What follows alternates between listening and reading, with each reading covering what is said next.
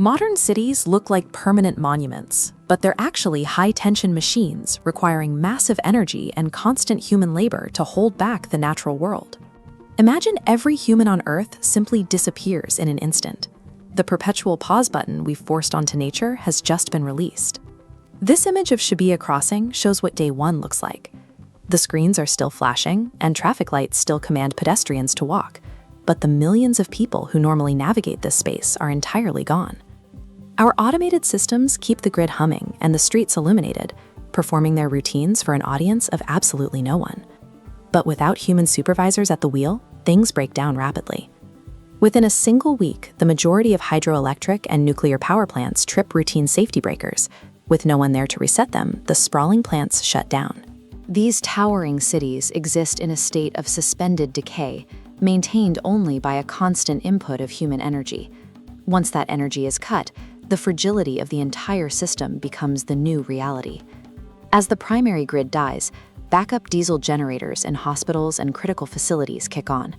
They keep the lights flickering for a moment, but they burn through their local fuel reserves in less than 48 hours. Soon after, our temperature control vanishes. Natural gas compressors and distribution stations experience severe pressure drops and fail entirely within a few weeks. This diagram shows exactly what happens next in colder climates. The water trapped inside residential plumbing freezes solid, expanding and fracturing the metal pipes. When the ice thaws, it floods the structural cavities of millions of homes. Outside those walls, biological chaos reigns. The locked doors of society fail. Starving pets escape their homes. Zoo animals break their enclosures, flooding the dark streets to hunt. In exactly 1 month, the total failure of our invisible comfort systems turns our greatest, most advanced technological shelters into entirely uninhabitable death traps. Jump forward a decade, and nature introduces its primary demolition tool: water. The first physical losses are nearly invisible. Unmaintained window gaskets and roof seals dry out, fray, and let the rain slip through the degrading rubber. Once the water gets inside, the internal rot accelerates. Wet drywall becomes a massive breeding ground for mold, moss, and mushrooms. Within just 30 years, waterlogged residential houses simply cave in on themselves. The destruction scales up rapidly to our skyscrapers. As the sealants holding those massive glass panels together completely fail, enormous windows detach and shatter on the streets below, leaving interiors completely exposed to the elements. Looking at this cross-section of a concrete pillar, we see a specific chemical vulnerability. Moisture reaches the internal steel rebar, causing it to rust. That rust expands its volume, which aggressively fractures the surrounding concrete from the inside out. As this cracking cascades up the vertical supports of a high-rise tower, the load-bearing integrity of the entire building is destroyed, causing the massive structure to buckle and slump. The mighty steel and concrete monoliths of our era are undone entirely by the relentless, microscopic infiltration of water. Without human firefighters actively managing the wilderness, dry forests erupt into massive wildfires that sweep across the landscape, completely consuming overgrown suburban developments in the blaze. This image shows the massive scale of the dams we've built. The sheer physical pressure of millions of gallons of water is constantly pushing against that concrete. Without humans opening the spillways to regulate the flow, the rising reservoir eventually reaches the crest, overtopping the concrete and bursting the dam entirely. The resulting flood drowns valleys that we've occupied for centuries. Out of the ash and the floodwaters, highly aggressive plant life takes hold.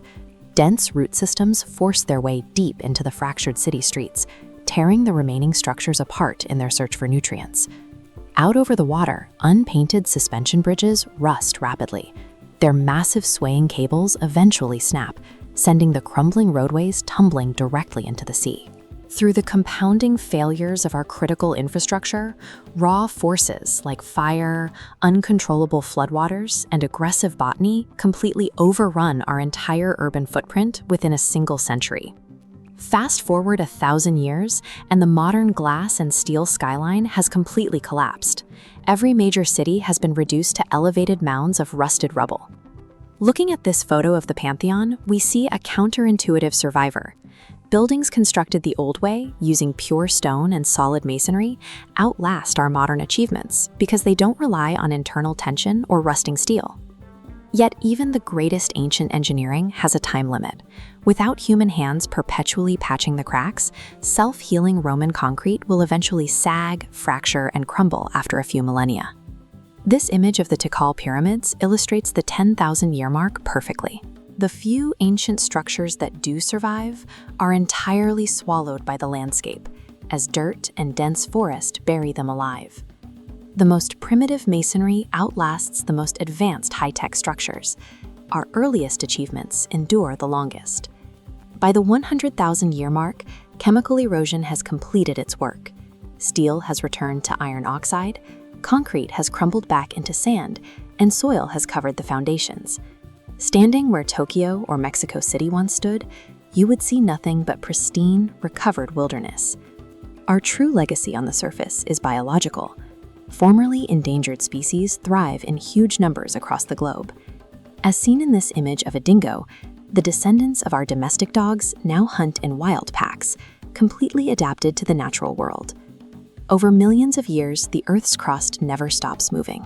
Tectonic shifts and relentless erosion eventually pull the remaining rubble back into the planet's core, erasing any surface evidence that humanity ever existed.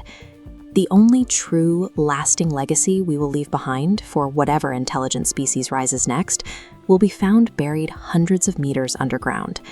They will literally have to dig deep into the earth to find our fossils perfectly preserved in the geologic record.